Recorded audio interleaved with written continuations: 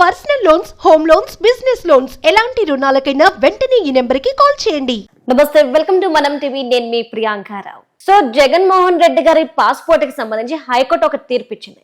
అంటే ఏదైతే విజయవాడ ప్రజాప్రతినిధుల కోర్టు ఉందో అక్కడికి వెళ్ళి సంతకం పెట్టి పూచీకత్తు కట్టిన తర్వాత తీసుకోవాలి అని చెప్పేసి, మరి ఈ నిర్ణయానికి సంబంధించి జగన్మోహన్ రెడ్డి వ్యవహార శైలి ఎలా ఉండబోతుంది, అలానే అసలు ఇంకా కోర్టు ఏమేం చెప్పింది అనే విషయాల్ని మనతో డిస్కస్ చేయడానికి మనతో పాటు ప్రముఖ పొలిటికల్ అనలిస్ట్ అప్పసని రాజేష్ గారు ఉన్నారు. వారితో మాట్లాడదాం. నమస్కారం సార్.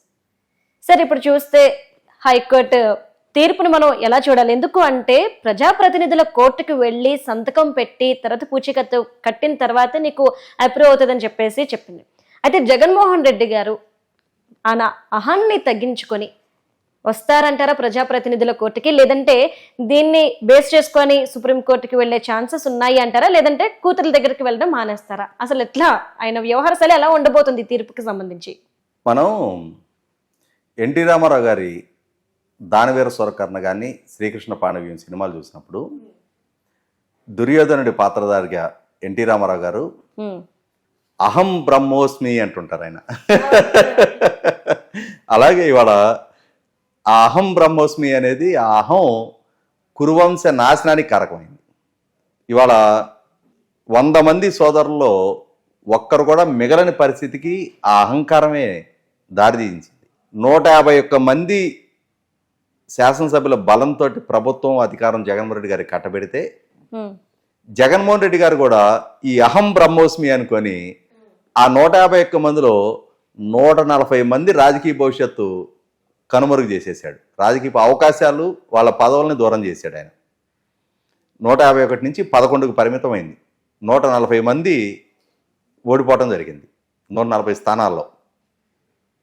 అంటే ఇక్కడ నాయకుడిగా ఎదిగే కొంది వినయం ఆ నాయకుడి స్థాయి పెంచుద్ది.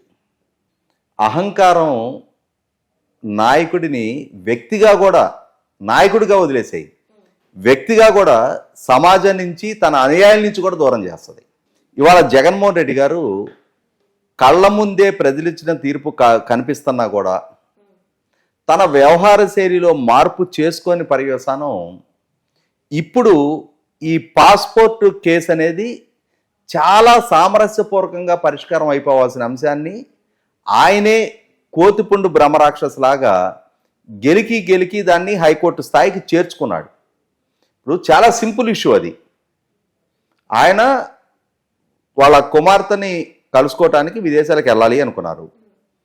సిబిఐ న్యాయస్థానాన్ని అప్రోచ్ అయ్యారు. సిబిఐ న్యాయస్థానం అనుమతి ఇచ్చింది. కానీ ఇక్కడ సిబిఐ న్యాయస్థానం అనుమతి గురించి ఆలోచన చేశారు, కానీ విదేశాలకు వెళ్ళాలి అంటే పాస్పోర్ట్ అనేది అవసరం అనే అంశాన్ని మర్చిపోయారు ఆయన. ఎందుకంటే గత విదేశీ పర్యటన సందర్భంలో ఆయనకి మే 17వ తారీఖు నుంచి మే 31వ తారీఖు వరకు విదేశీ పర్యటనకి వెళ్ళినప్పటికీ ఆయన ముఖ్యమంత్రి హోదా ఉంది కాబట్టి డిప్లొమాటిక్ పాస్పోర్టు అమల్లో ఉంది. ఎప్పుడైతే ముఖ్యమంత్రి పదవి నుంచి ఆయన దిగిపోయారో ఆటోమేటిక్గా డిప్లొమాటిక్ పాస్పోర్ట్ రద్దు అవుద్ది.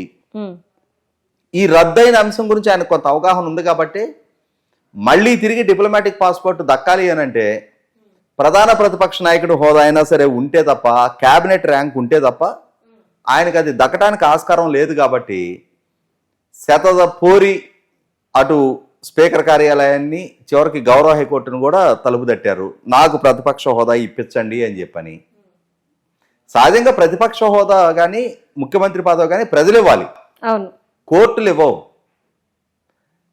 ఇవాళ ఎన్నికల వ్యవస్థలో మీకు దక్కిన సంఖ్యాబలం ప్రాతిపదికగా మీకు ఏ పదవి దక్కాలి అనేది ప్రజలు నిర్దేశిస్తారు. ప్రజలు మిమ్మల్ని పులివెందుల ఎమ్మెల్యే స్థాయికి పరిమితం చేశారు. పరిమితం చేసినా సరే నాకు ప్రతిపక్ష హోదా కావాలి. మనం చిత్రం సినిమా చూసాం.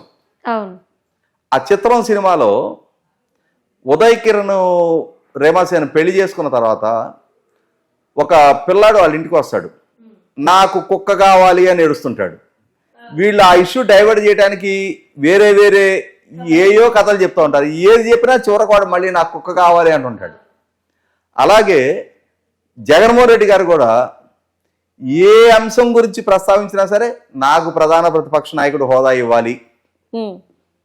ఆ ప్రధాన ప్రతిపక్ష నాయకుడు హోదా మీకు ప్రజలు దూరం చేశారు. అయినా సరే ఆ ప్రోటోకాల్ ఆ క్యాబినెట్ హోదా, ఆ ప్రధాన ప్రతిపక్ష నాయకుడి హోదా దక్కలా. సాధారణ పాస్పోర్ట్కి అప్లై చేసుకోవాలి కదా మీన్ టైంలో, నీ అవసరం కదా.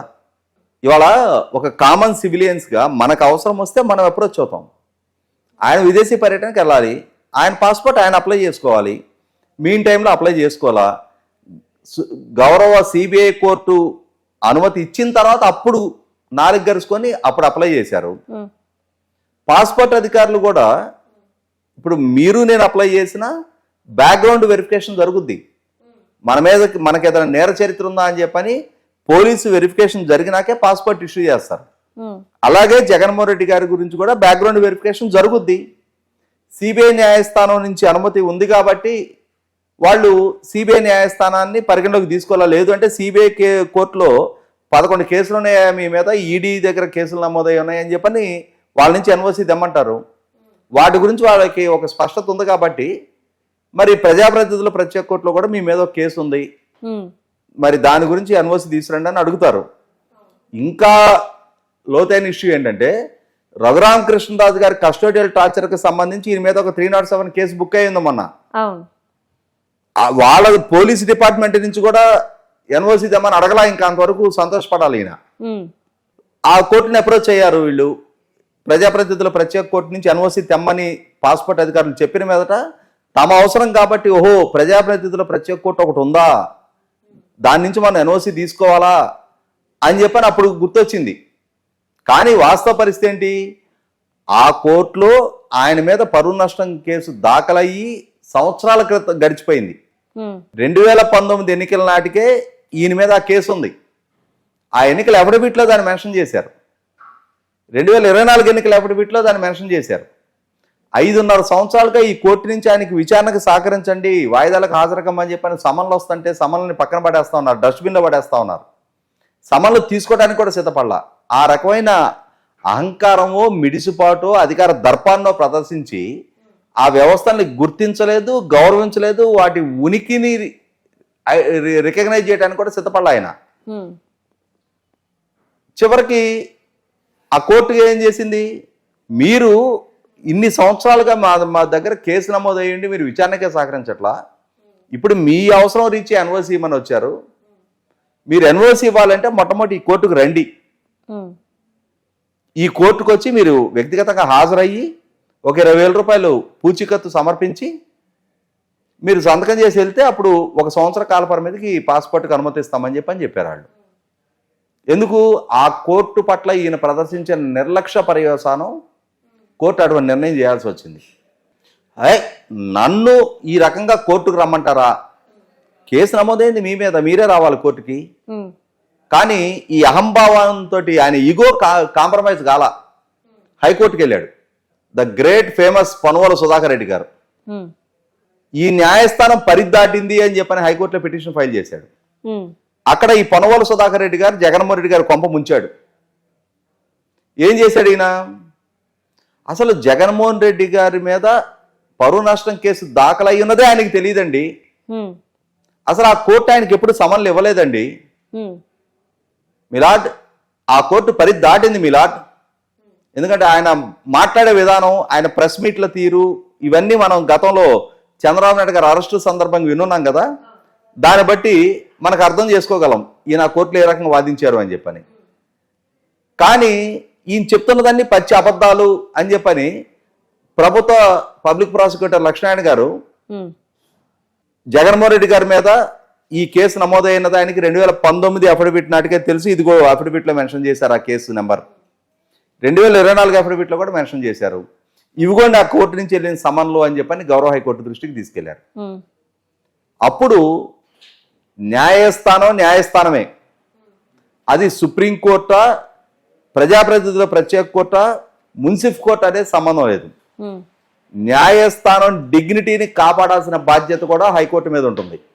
జగన్మోహన్ రెడ్డి గారు ఈ న్యాయస్థానాన్ని గుర్తించకుండా ధిక్కార ధోరణి ప్రదర్శించిన నేపథ్యంలో గౌరవ హైకోర్టు ఇవాళ ఆ న్యాయస్థానం ఇంటెగ్రిటీని కాపాడటం కోసం, ఎందుకంటే ఆ న్యాయస్థానం జగన్మోహన్ రెడ్డి గారి మీద ఏమి, నువ్వు వచ్చి మా ముందు తలకిందులుగా నిలబడు, శీర్షాసనం వెయ్యి, గోడ కుర్చీ వేయమని చెప్పలా.